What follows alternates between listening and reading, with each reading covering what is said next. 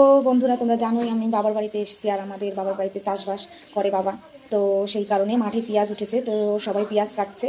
তো বস্তা আর ঝুড়ি নিয়ে যেতে ভুলে গেছে, তো বস্তা আর ঝুড়ি নিয়ে আমি এখন যাব। তো চলো আমাদের মাঠটা কেমন তোমাদের সাথে একটু শেয়ার করব। তো চলো।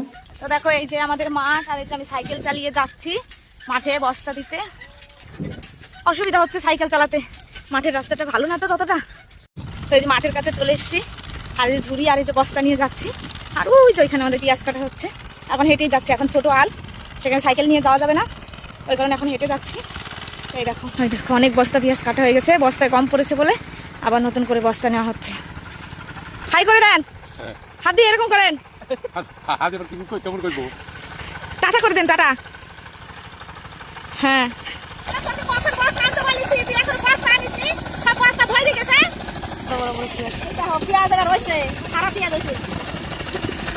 এই যে আমার বাবা, এই যে বস্তা, এই যে ঝুড়ি, আর এই যে টাকা।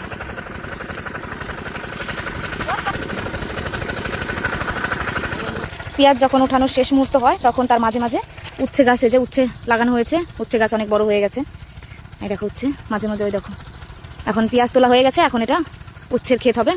আর কিছুদিন পর উচ্ছের ফুল আসবে, কড়ি আসবে, উচ্ছে হবে। তো দেখো এই যে জায়গায় জায়গায় উচ্ছে লাগানো হয়েছে।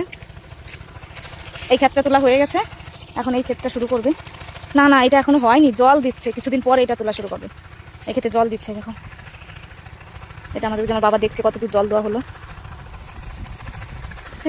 কত সুন্দর আমাদের মাঠটা। ওই দেখো পেঁয়াজের সাইজটা দেখো একবার বন্ধুরা, এই দেখো, বুঝতে পারছো? মানে 5 কেজি মাংস হয়ে যাবে একটা পেঁয়াজে। দেখো পেঁয়াজের সাইজ, আর যে পেঁয়াজের বীজ দেখতে পাচ্ছ, এর থেকে আবার গুটি পেঁয়াজ হবে, গুটি পেঁয়াজ থেকে আবার বড় বড় পেঁয়াজ হবে। এটা পেঁয়াজের বীজ, এটা তোলা।